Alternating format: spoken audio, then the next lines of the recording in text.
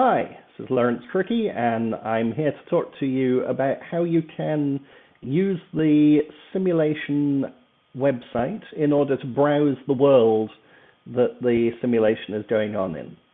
Now, as with all other parts of the game, the world is accessed through the web browser. Now,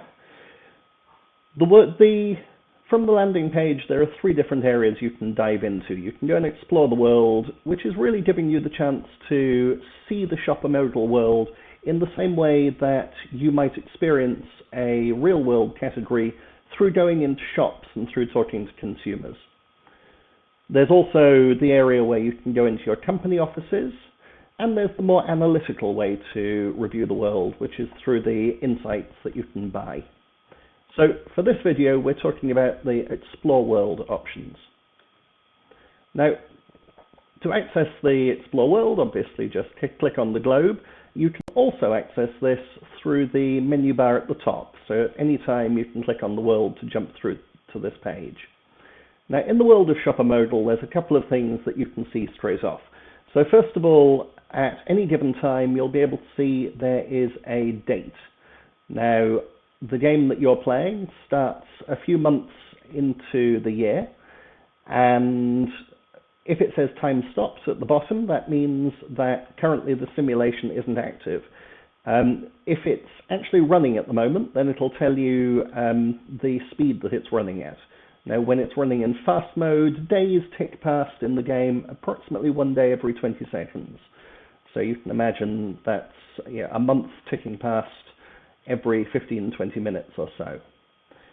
Now, what is it that you can see by exploring the world? So there are a couple of different areas. First of all, over on the left, you can see there are the product categories that are active in the world. So these are the different consumer products that your team may choose to sell to consumers.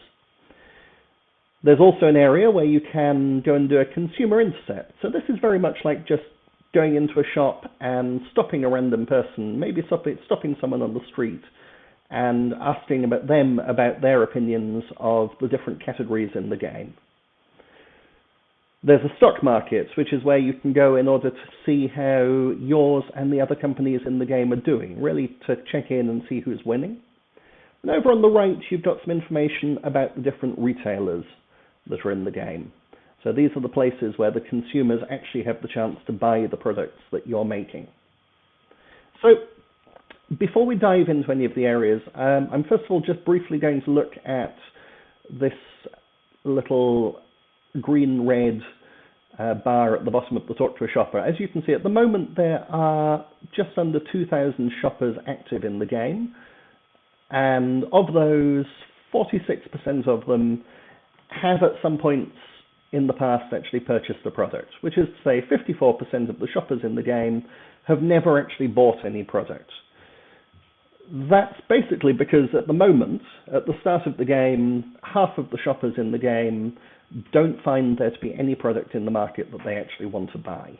So as you can see, at the start of the game, there is a certain amount of soft space in the market. Now, if we start by looking at the product categories that are available, these do vary by game. This game is set up as an alcoholic beverages game. So the three categories that you can choose to provide are either beer, spirits, or wine. For the sake of example, we're going to dive into the beer category. Now, what you see when you look into these categories is a little bit of information about the category itself. So we can see at the top that this category has one main consumer type that over-indexes on consuming it. So for beer, it's hipsters. You can also see something about the price elasticity of the category. Price elasticity basically is a way of understanding how likely shoppers are to change from their main brand or the brand that they've had a good experience with in the past to a different one. Beer is what we call a medium one, so shoppers will switch products providing there's either a sufficiently better alternative to try or a sufficiently cheaper alternative. We can also see some information about who are the current leading retailers and brands in the beer category.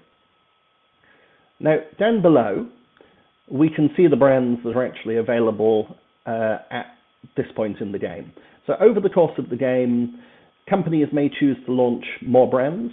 The brands that are in the market may improve or worsen in their performance. But at the start of the game, we can see in this case there are 3 different brands available. Now, each of these brands has a number of different characteristics that define it. So we can see that each of these brands offers a price proposition. So relative to each other, Man Stout is the most premium brand. They also have different levels of quality, different levels of stylishness, and different levels of renown, which is to say to what extent people are aware of these brands. You can also tell which company it is that's making each of the brands, and at the start of the game, what market share each of these brands is achieving. And finally, at the bottom, the average unit price that the products are selling at. Now, it's important to note that consumers never actually buy brands. When you go into a shop, what they have the chance to buy is packs. So this is an average unit pack price, but Man Stout may have a number of different packs available. Equally, it is possible to have a brand with no packs, in which case you have a concept, you have an advert, but not one that you yet have products for. That, if you'd launched a brand but not yet created packs, they would be here, but it would be impossible for any shopper to actually be buying those products. So again, it's just a little reminder that actually, in order to take a product to market, you need to have category strategy, brand strategy, media strategy, but also packed price strategy and trade marketing strategy. And unless you've got all of those working together, it is literally impossible for a shopper to ever buy your product. So if we go back to our world page, by the way, in every game there is a certain degree of randomness in the initial setup, so don't be surprised if when you look at your own market, the brands or the performance of the brands are slightly different. And similarly, you'll need to browse through the different categories that you have available in your game. Now, the next area that I'm going to do is just have a little look at a shopper intercept.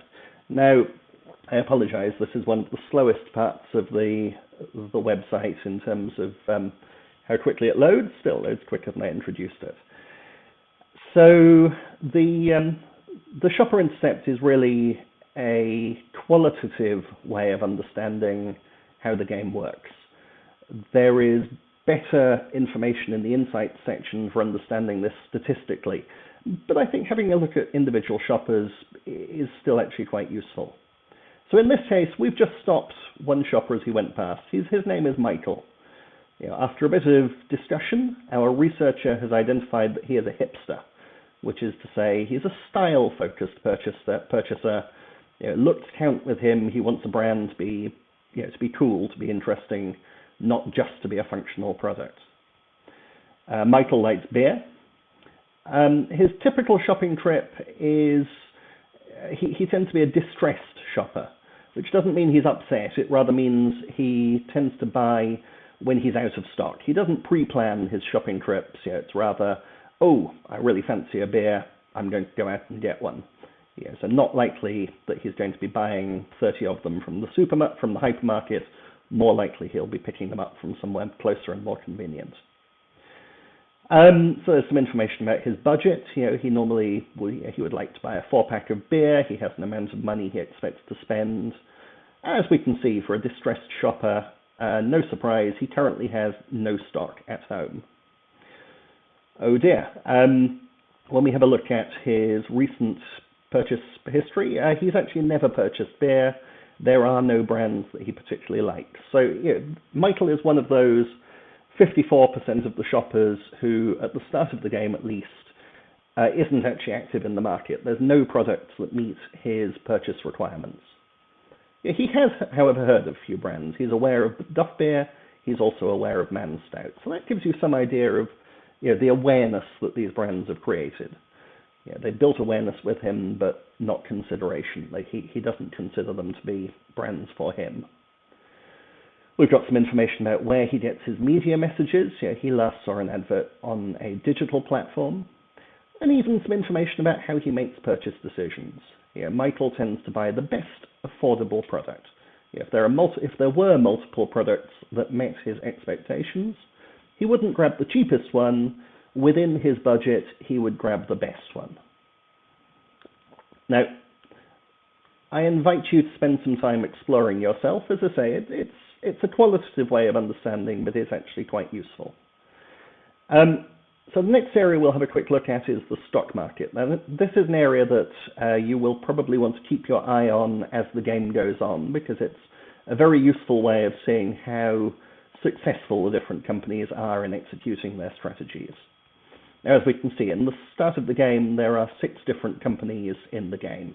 We've got Funky Monk. Funky Monk, in this case, they're a spirits-focused brand. Their leading brand is Gargle Blaster. Gaelic Brewer, American Bev, they're both beer producers.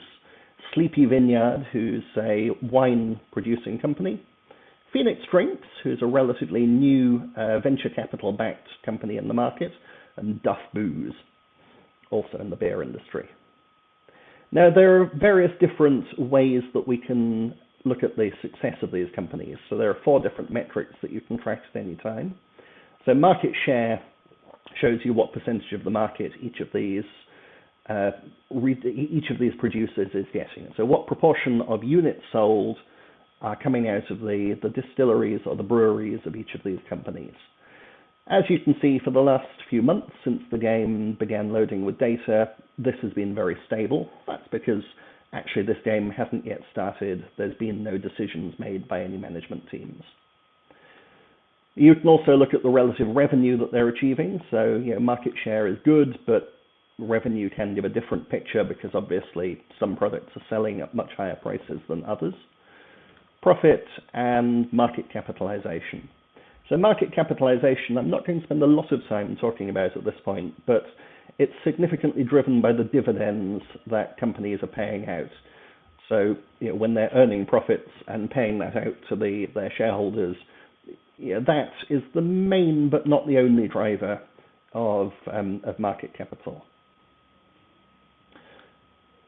So returning to the world page, so that should give you a picture of what the categories are that are available, of the types of shoppers that are in the market, and the companies. So the last area that you really need to understand in the world of Shopper Mogul is the retailers.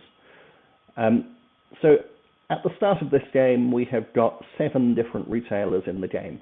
You can see from the pictures on them that they're actually offering different shopping opportunities. So they're serving different shopper missions. Club Cabana and the Moose Lodge Tavern are both what we call Horeca outlets. They are venues for people to go to for social reasons, to purchase and consume on site.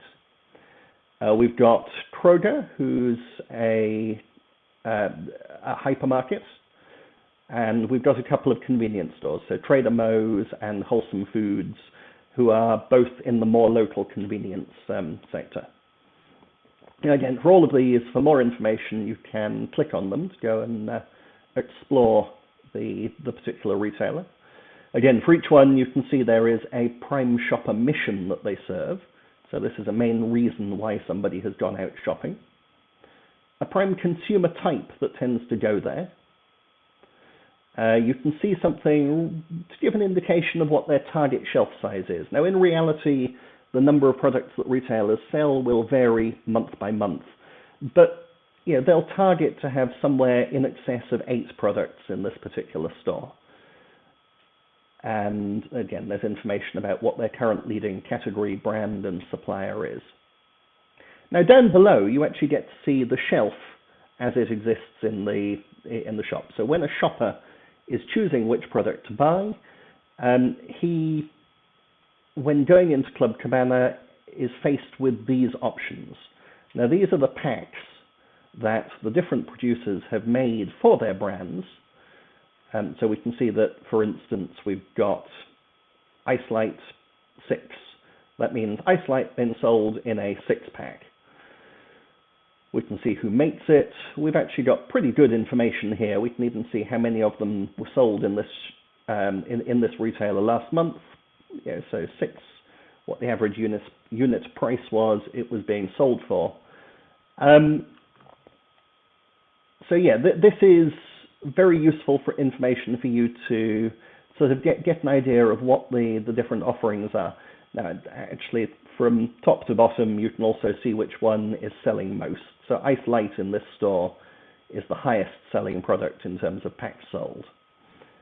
Kalashnikov in a 9-pack. Well, a 9-pack is obviously a little bit big for this sort of outlet. So, as I say, that is a brief overview of how the Shopper world is set up. I invite you to spend a bit of time exploring the different retailers, the different products, getting a better view yourself. As I say, you can also get more statistical information on all of this by going into the Insights section. So with that, I wish you good luck in your simulation game, and yes, I hope that you have an enjoyable day. Thank you very much. Bye-bye.